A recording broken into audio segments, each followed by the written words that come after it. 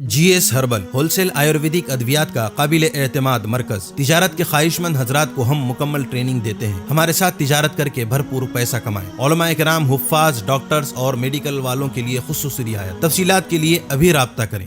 ثانی انٹرنیشنل حج عمرہ tours and travels. حج عمرہ جانے کے خواہش مند حضرات اسکرین پر دیے گئے نمبرز پر کال کریں۔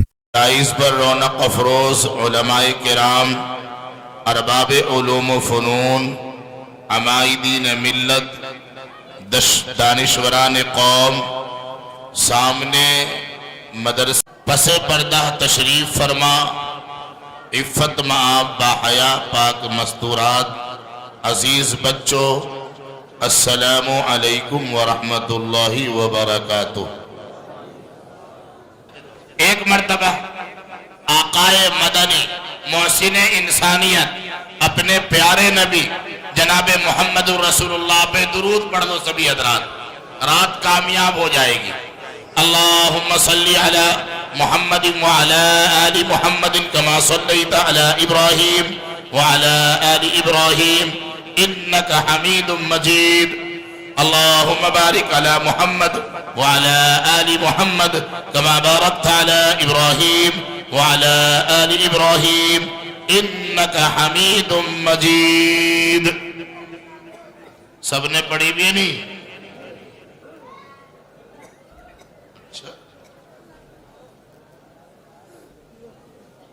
بات تو مفتی راغب صاحب دامت برکاتہم العالیہ، انہوں نے ساری بات کہہ دی، ضرورت ہی نہیں ہے، لیکن پھر بھی میں آپ کے سامنے صرف دو چار بات کروں گا، اور جب آپ کو ایسا لگنے لگے کہ مولی زبیر ہمارا ٹائم خراب کر رہا ہے، کھڑا ہو کے کہہ دینا میں چلا جاؤں گا۔ دیکھو اس سے اچھا مقرر کوئی نہیں ملنے گا، مل جائے گا کوئی؟ او سبحان اللہ، ماشاءاللہ، بڑے اچھے لوگ ہیں۔ آج تو تمہیں کوئی خطرہ نہیں ہے۔ ایک جگہ میں جلسے میں گیا تو کہنے لگے مولی صاحب ٹینشن یوں بھی رہے نا، کنڈی نہیں کھلتی۔ آج تو کنڈی کھلی ہوئی ہے، ٹینشن مت لو، ورنہ ان لوگوں سے تو سبھی ڈرے، یہ جو بیٹھے نا چودھری، یہ بھی ڈرے کہ زیادہ دیر ہو گئی، مولی زبیر نے روک لیا تو کنڈی نہیں کھلنے۔ چودھری ہوگا اب گاؤں کا، گھر میں چودھراہٹ نہیں جلتی، ان کی جلے، سمجھ گئے ہوگا؟ سمجھدار۔ تو میں یہ کہہ رہا تھا کہ یہ مدرسہ ہے فیض الاسلام، یہ مدرسہ ہے۔ میں ایک تاریخی بات دو چار میں ٹاپک پر بات کر لوں، وقت زیادہ ہو چکا ہے۔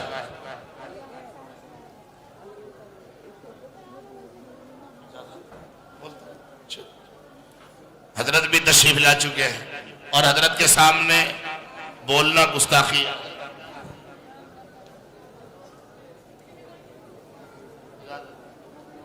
حضرت اجازت دے رہے، ماشاءاللہ، کہ جیب خالی کرا لو ان کی۔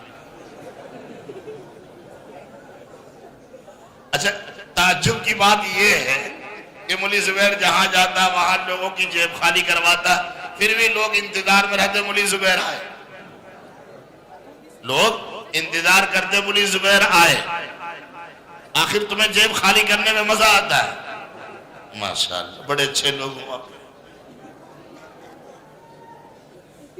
اللہ تعالیٰ نے آج سے 1450 سال پہلے جناب محمد رسول اللہ صلی اللہ علیہ وسلم کو غار حرا کی تنہائی میں نبوت کا تاج عطا فرمایا۔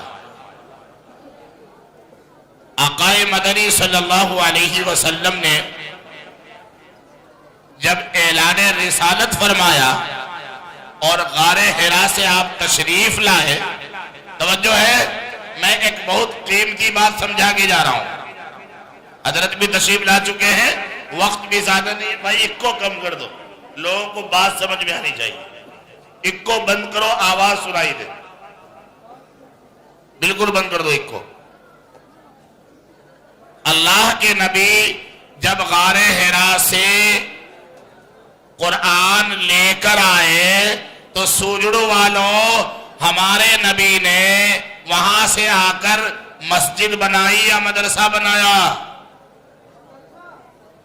زور سے بول، یہاں فل اتھارٹی حاصل ہے، خوب بولو، کیا بنایا؟ بیٹے بھی طرح بیان نہیں ہوا، کیا بنایا؟ مدرسہ بنایا ہے۔ حضرت ارقم ایک صحابی ہیں، ان کے گھر پہ ایک مدرسہ بنایا ہے، یعنی وہاں نئے ایمان لانے والے قرآن پاک سیکھتے ہیں، اسلام سیکھتے ہیں، مذہب اسلام کے طریقے سیکھتے ہیں۔ کہاں؟ دار ارقم میں جا کر کے۔ اللہ کے نبی نے اس سے یہ پیغام دیا ہے کہ اے لوگوں، تمہاری کامیابی اس میں ہے کہ تم مدرسہ بناؤ۔ کیوں بھائی؟ مدرسے سے فائدہ کیا ہے؟ کہ اگر مدرسہ ہوگا تو مسجد ہوگی، مسجد میں نماز فجر میں کیا رکعت ہے؟ شدھ ہندی میں سمجھا رہا ہوں، سوجڑو والی زبان میں، فجر میں کتنی رکعت ہے؟ 4 رکعت ہے نا۔ یہ 4 رکعت مدرسہ بتائے گا یا کون بتائے گا؟ مدرسہ بتائے گا۔ اب پڑھو گے نا مسجد میں جا کے۔ رمضان آ رہا ہے، روزہ 5:15 تک سحری کھاؤ گے یا 14 منٹ تک، کھاتے ہوئے الٹی آ گئی، اب بازا تو دیوانہ ایسا ملی صاحب اذان ہو رہی تھی بس پہ کھا رہا تھا، روزہ ہو گیا نہیں ہو گیا؟ تو مفتی راغب بتائیں گے یہ مدرسے سے آئے یا کہاں سے آئے؟ سوچو۔ تو آپ روزہ تب رکھو گے جب مدرسے والوں سے رابطہ کرو گے، کیونکہ جب تک مدرسے والا نہیں بتائے گا سحری کب کھانی ہے، افطاری کب کرنی ہے، روزہ کے آداب کیا ہیں، اس وقت تک آپ صحیح طریقے سے روزہ کے حقوق ادا نہیں کر سکتے۔ حج کرنے کہاں جاؤ گے؟ ارے حج کرنے کہاں جاتے ہیں؟ مکہ جاتے ہیں، اور وہاں سے لوگ فون کرتے مفتی صاحب کیا ہوا؟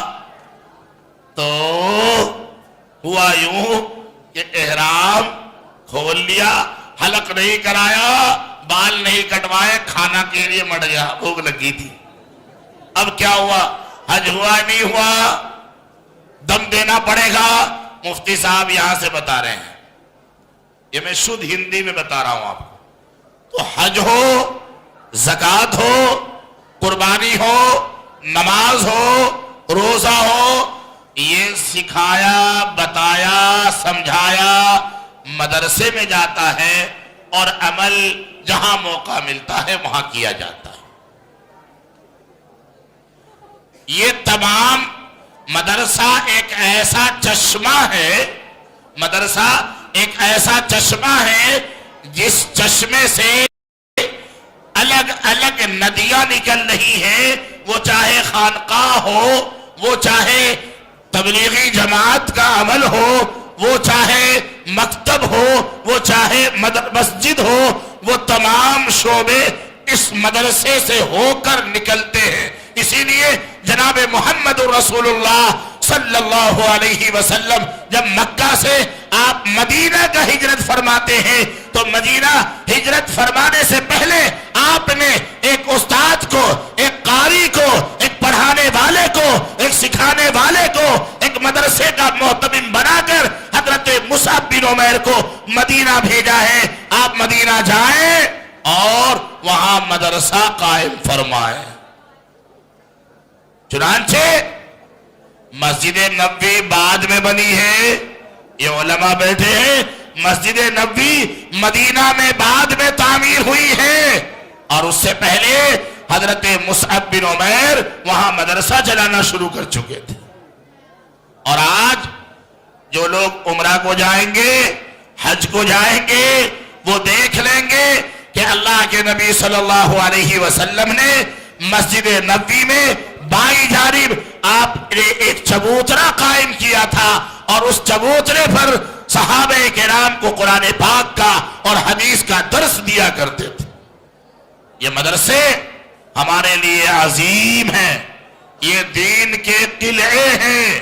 اگر یہ مدرسے نہ ہو تو سوجڑو والو، مولی زبیر کی یہ بات نوٹ کر لو، جمعہ کی نماز کے لیے نہیں، نکاح کے خطبے کے لیے نہیں، پنج وقتہ نماز کے لیے امامت کی نہیں، بچے کے کان میں اذان پڑھنے کے لیے نہیں، بلکہ تیرے میرے بچوں کو کلمہ سکھانے والا کوئی نہیں ملے گا.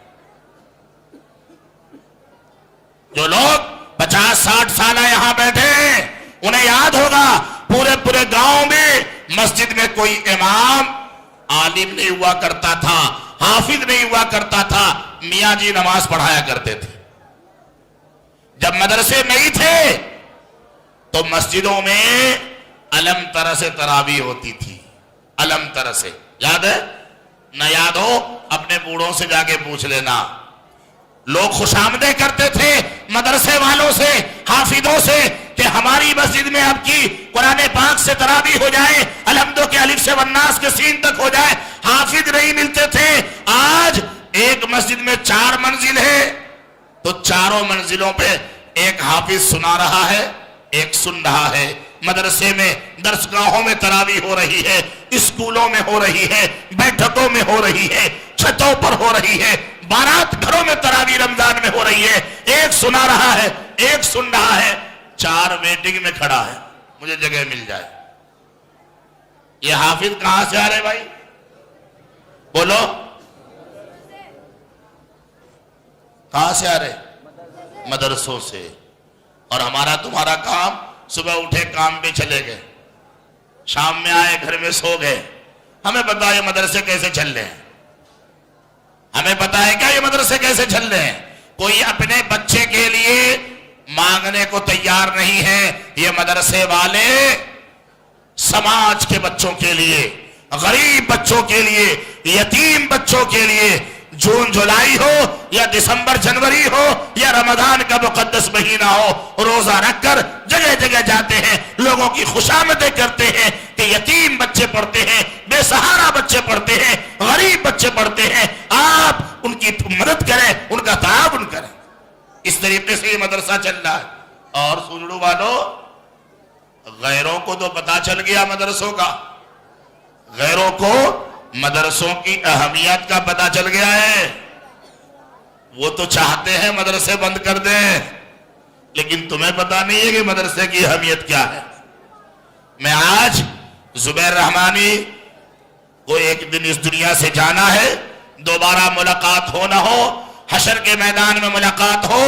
اس بات کو نوٹ کر لینا کہ اگر تم چاہتے ہو کہ اس ہندوستان کی سرزمین پر مسلمان اسلامی تشخص کے ساتھ رہے، مسلمان محمد الرسول اللہ کی سیرت کو اپنا کر زندگی گزارے، مسلمان ٹوپی کرتا شلوار داڑھی اور سنت نبی کے مطابق زندگی گزارے، تو ضرورت اس بات کی ہے کہ مدارس کی حفاظت کی جائے، مدارس کی حفاظت کی جائے. اور حفاظت کرنے کے لیے تمہیں اگر اپنا مکان بیچنا پڑے، اپنی جان کی بازی لگانی پڑے، خبردار ہوشیار رہنا، مدرسے کو ضائع مت ہونے دینا. آج کے اس دور میں، جدید دور میں، مادہ پرستی کے دور میں، جب انسان یہ سمجھتا ہے کہ ہم طاقتور ہیں، ہم قوی سے قوی تر ہیں، لوگ شادی بیاہ میں کروڑوں خرچ کرتے ہیں، لاکھوں میں بارات گھر بک کرتے ہیں، لوگ جہاں تک ممکن ہوتا ہے اونچے سے اونچے مکانات بناتے ہیں. پتا ہے تمہیں؟ ارے پتا بھی ہے کچھ نہیں. حقیقت تو یہ ہے کہ یہ مدرسے میں پڑھنے والے، ان کو صرف ایک ہی فکر ہے کہ قرآن پاک کیسے باقی رہے، اس کی حفاظت کیسے کی جائے، اسے یاد کیسے کیا جائے. اچھا، کوئی ایسا چودھری ہے تمہارے میں جو مرنے کے بعد اس کا بیٹا، اس کا رشتہ دار کسی اسکول میں گیا ہو، کالج میں گیا ہو، ہیڈ ماسٹر سے کہا ہو ہمارے ابا حضور کا انتقال ہو گیا ہے، آپ بچوں سے سلیبس پڑھوا دیں؟ نیا کوئی اسکول میں گیا ہو, میری امی کا انتقال ہو گیا ہے, میں ایک دیگ بھجوا رہا ہوں, بچوں کو کھلوا دے. نہیں جاتے نا. کیوں؟ پوری زندگی مولوی کو گالی دیتا ہو, پوری زندگی مدرسے کے خلاف پروپیگنڈا کرتا ہو, پوری زندگی حافظوں کو الزام لگاتا ہو, پوری زندگی مفتیان کرام کے ساتھ بدسلوکی کرتا ہو, جب مرتا ہے تو قرآن پاک پڑھوانے کے لیے مدرسے میں جاتا ہے. کیوں؟ اس لیے کہ قرآن راہ نجات ہے, قرآن ہدایت کا سرچشمہ ہے, قرآن عذاب قبر سے حفاظت کرنے والی شے ہے, قرآن اللہ کا عظیم کلام ہے. اور یہ لوگ جو قرآن پڑھنے والے ہیں, یہ ایرے غیرے نتھو خیرے مت سمجھنا انہیں, یہ اللہ کے خاص الخاص ہے. اللہ کے بہت سارے نام ہیں, ان ناموں میں اللہ کا ایک نام حافظ ہے. کیا ہے بھائی؟ حافظ. اور اللہ نے وہ نام اسے دیا ہے جس بچے نے الحمد کے الف سے والناس کے سین تک 30 پارے 540 رکوع 6666 آیتیں اپنے سینے میں محفوظ کی ہے. اللہ نے اسے اعزاز میں, تمغے میں اللہ نے اسے اپنا نام دیا ہے, حافظ قرآن کا خطاب دیا. تیرے میرے گھر میں, تیری میری بیٹھک میں تیرا میرا دشمن پپیتا کھا لے گا, انگور کھا لے گا, چائے پی لے گا. ارے کوئی ہے کہ اس کا دشمن اس کی بیٹھک میں آ کے چائے ناشتہ کر لے؟ نہیں آئے گا نا. کوئی دشمن کو پپیتا کھلاتا ہے, دشمن کو انگور کا ناشتہ کراتا ہے؟ نہیں نا. تو اللہ کے گھر میں جو قرآن پاک پڑھ رہا ہے, اللہ کیا اس سینے کو جو سینہ اللہ کا دشمنی رکھنے والا ہو, اللہ اسے قرآن کی دولت دے گا؟ جو مسجد میں مصلی پر کھڑا ہے, خدا کے گھر میں تیرے گھر میں تیرا دشمن نہیں آ سکتا, اللہ کے گھر میں اللہ کا دشمن امام بن جائے گا, مدرسے میں محترم بن جائے گا, قرآن پاک کی آیتیں اس کے سینے میں جائے گی. نہیں میرے دوستو, میں نے خود ان گنہگار کانوں سے مدرسوں میں بچوں کو دیکھا ہے کہ رات میں جب آپ گھوڑا بیچ کے سوتے ہو, یہ چھوٹے چھوٹے معصوم بچے جو مدرسوں میں حافظہ کرتے ہیں, پورا دن قرآن رٹتے رہتے ہیں, نیند میں نہ تکیے کا پتہ, نہ بسترے کا پتہ, نہ اوڑھنا کا پتہ, نہ مائی ہے نہ باپ ہے جو دوپٹہ نہ اوڑھنا ڈال دے, رضائی ڈال دے, بے رضائی کے پڑا ہے, بے تکیے کے پڑا ہے, اور زبان سے کوئی سورہ ملک نیند میں پڑھ رہا ہے, کوئی سورہ یاسین پڑھ رہا ہے. اللہ اکبر کبیرہ. اللہ کے فرشتے رات کی تنہائی میں ان معصوم بچوں کے کبھی رخسار چومتے ہیں, کبھی ہونٹ چومتے ہیں, کبھی زبان کا اللہ کے فرشتے بوسہ لیتے ہیں. یہ وہ ہستیاں ہیں, یہ وہ نیک ہستیاں ہیں, اللہ کے ہاں اس کا رتبہ اور مقام ہے. میرے بھائیوں, سولڑو کے غیور مسلمانوں, اگر آپ چاہتے ہو کہ آپ کی نسلوں میں علماء پیدا ہوں, صلحاء پیدا ہوں, حفاظ پیدا ہوں, تو آپ کو کرنا کچھ نہیں ہے, آپ کو ان علماء کا احترام کرنا ہے. کیا کرنا ہے؟ اور یاد رکھیں, جو اس وقت ہندوستان کے حالات ہیں, ملک کے حالات بد سے بدتر ہوئے ہیں, اس کی وجہ کوئی اور نہیں. جب عوام نے علماء کی توہین کی ہے, جب عوام نے علماء کی پگڑیاں اچھالی ہیں, اللہ کا عذاب آیا ہے. آج عوام کا رشتہ علماء سے مضبوط نہیں ہے.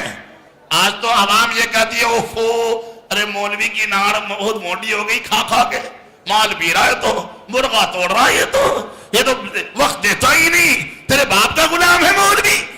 مولوی اللہ کا خاص بندہ ہے, مولوی اللہ کا خاص ہے, مولوی کا تعلق اللہ کی ذات سے ہے. تو کیا جانے کہ مولوی کا مقام اور اس کا رتبہ کیا ہے, ایک حافظ قرآن کی شان کیا ہے. اللہ نے اس کی شان بیان کی ہے, خدا نے اس کی تعریف کی ہے. لہذا خبردار علماء کی برائی مت کرنا. اور میں یہ بات اس لیے نہیں کہہ رہا ہوں کہ میں علماء کی جماعت سے تعلق رکھتا ہوں. خدا کی قسم میں اس لیے کہہ رہا ہوں کہ میں آپ کو اللہ کے عذاب سے بچانا چاہتا ہوں، خدا کی پکڑ سے بچانا چاہتا ہوں. اور خدا کی پکڑ سے جب ہی بچا جا سکتا ہے جب علماء کا احترام کیا جائے، قرآن کا احترام کیا جائے، اہل قرآن کا احترام کیا جائے. اور مدارس اسلامیہ دنیا کے اندر جہاں جہاں بھی وہ ہیں، ان مدارس اسلامیہ کا احترام کیا جائے، اس کی اہمیت کو سمجھا جائے. یہ فیض الاسلام سوجڑو آپ کے گاؤں کا یہ ادارہ ایک عظیم ادارہ ہے، جہاں سینکڑوں کی تعداد میں لڑکیاں بھی، لڑکے بھی، بچے بھی، بچیاں بھی قرآن پاک کی تعلیم سے آراستہ اور پیراستہ کیے جا رہے ہیں. آپ نے یوں سوچ لیا کہ ہم نے احسان کر دیا چندہ دے کر کے. کوئی احسان نہیں کیا ہے. میرے پاس کچھ دنوں پہلے ایک صاحب جو حکومتی سطح پر حکومت سے وابستہ ہیں، وہ کہنے لگے کہ یہ اتنے مدرسے ہندوستان میں کیسے چل لے، ہر گاؤں میں مدرسہ، ہر گاؤں میں مدرسہ، گورنمنٹ انہیں کوئی معاوضہ نہیں دیتی، گورنمنٹ اسے کچھ مدد نہیں کرتی، مدرسے کیسے چلتے ہیں. تو میں نے ان سے ایک واقعہ بیان کیا. میں وہ واقعہ آپ کو بتا دوں. میں نے کہا کہ مدرسے ایسے چلتے ہیں کہ ایک گاؤں ہو سولڑو جیسا، اس گاؤں میں توجہ ہے دونوں ہاتھ اٹھا کے بتاؤ، غور سے سننا. مدرسے کیسے چلتے ہیں میں نے ایک ادھیکاری کو بتایا تھا اور آپ کو بھی بتا رہا ہوں جسے معلوم نہ ہو. سولڑو جیسا ایک گاؤں ہو، اس گاؤں میں ایک غریب مسلمان رہتا ہو، رکشہ چلاتا ہو، بیٹری والا نہیں، میٹرو والا نہیں، وہ پینڈل والا، پہلے والا، وہ رکشہ چلاتا ہو. دہاڑی نہ لگی ہو، 2 دن سے بارش ہو رہی ہو، کام پہ نہ گیا ہو، جو تھا وہ ختم ہو گیا ہو، رات میں کھانے کے لیے کچھ نہ رہا ہو، نہ آٹا، نہ چاول، نہ دال، گھر میں فاقہ ہوا، پوری رات بچے بھی بہلا کے سلائے گئے، گھر میں ایک مٹھی آٹا نہیں تھا کہ ہریرا ہی بنا لیا جاتا، کچھ بھی کھانے کو نہیں. اوپر سے بیٹی بھی بیمار ہے، اس کی دوائی آئے، بخار 103 ڈگری ہے، دوائی کے پیسے نہیں، گھر میں فاقہ ہے. پوری رات کروٹیں لے کر اس باپ نے اپنی زندگی گزاری ہے. اس باپ سے پوچھ، اس باپ کے گھر میں بچے فاقہ کے ساتھ سو رہے ہیں. اس باپ کی دل کی کیفیت سمجھ کہ جس کے گھر میں بیٹی بیمار ہے اور دوائی کے لیے 20 روپے نہیں ہے. وہ باپ جب صبح خالی پیٹ رات کا فاقہ کیا ہوا رکشہ لے کر مزدوری کے لیے جاتا ہے تو گھر کی دہلیز سے باہر ہے، بخار زیادہ، دماغ پہ بخار چڑھ گیا تو مسئلہ خراب ہو جائے گا، ہم غریب آدمی ہیں کہاں سے لاویں گے، تھوڑا جلدی کر کے آ جائیو، جو دہاڑی ہو لے کے آ جانا تاکہ دوا بھی آ جائے اور بچوں کے پیٹ میں چند لقمہ چلا جائے. وہ بیچارہ رات کا فاقہ کاٹا ہوا، صبح کا خالی پیٹ گھر سے رکشہ لے کر نکلا ہوا، پوری دوپہری محنت کر کے 90 روپے کی دہاڑی لے کر جب عصر کے بعد گھر کو جا رہا ہوتا ہے تو کسی مسجد سے مسجد کا امام، جمعرات کا دن ہے، اعلان کر رہا ہے، اللہ کے بندو جمعرات ہے، اللہ کے گھر کا تعاون کرو، ان تنصر اللہ ینصرکم ویثبت اقدامکم، اللہ کے دین کی نصرت کرو گے اللہ تمہاری نصرت فرمائے گا. لوگو اللہ کے گھر میں 10-10 روپے دے کے جاؤ. وہ بیچارہ مزدور، رکشہ پولر، رکشہ کا چلانے والا جس کے گھر میں فاقہ ہوا ہے، جس کے گھر میں بیٹی بیمار ہے، جس کے گھر میں ایک مٹھی آٹا نہیں ہے، اس 90 روپے میں سے 10 روپے نکال کر مسجد کے امام کو دے کے آتا ہے کہ یہ قبول کر لے، یہ جانتے ہوئے کہ میری بیٹی بیمار ہے، یہ جانتے ہوئے گھر میں فاقہ ہے، یہ جانتے ہوئے گھر میں آٹا نہیں ہے. 10 روپے اپنی مسجد میں جو قوم دے دیتی ہو اس کی مسجد اور اس کے مدرسے میں تالے نہیں ڈالے جا سکتے. ہے کوئی مائی کا لال جو اس قوم کے مدرسے میں تالا ڈال دے؟ ہے کوئی؟ یہ قوم یوں زندہ رہی ہے. یہ قوم آج مدرسے ہندوستان کے چپے چپے میں موجود ہیں. حکومتی کارندے پریشان ہیں کہ کہاں سے پیسے آ رہے ہیں، کہیں باہر سے، فورن کنٹری سے نہیں. یہ غریب مسلمانوں کی حلال کمائی ہے، پسینے کی پونجی ہے. یہ وہ کمائی ہے جو انہوں نے محنت و مشقت کر کے اپنے قوت بازو سے اسلام کی آبیاری اور اسلام کی آبپاشی کے لیے انہوں نے محنتیں کی ہے. اور انشاءاللہ زبیر رحمانی کا یہ عقیدہ ہے کہ سرزمین ہندوستان پر، ہندوستان کے میں جب تک ایک بھی مسلمان باقی ہے اپنے مدرسے کی حفاظت کرے گا. انشاءاللہ کرو گے انشاءاللہ. ہم آپ سے پیسے کا مطالبہ نہیں کرتے، ہم نہیں کہتے کہ آپ پیسے دو، لیکن خدا واسطے آپ اہل علم سے محبت کرو، آپ مدارس کو اپنی جان سمجھو، اہل قرآن سے وفاداری کا ثبوت پیش کرو. ہم یہ چاہتے ہیں. پیسوں کی کوئی اہمیت نہیں ہے. مسلمان جہاں کھڑا ہو جاتا ہے پیسے وہیں سے شروع ہو جاتے. رنگناتھ مشرا کمیشن کی رپورٹ پڑھو، سچر کمیٹی کی رپورٹ پڑھو، ساری رپورٹ ہے اور سارے سروے کریں ہندوستان میں سب سے غریب مسلمان ہیں. لیکن الحمدللہ یہ غریب مسلمان ہندوستان میں لاکھوں بچوں کو فری آف کاسٹ تعلیم دے رہا ہے. کوئی اور قوم نہیں دے رہی.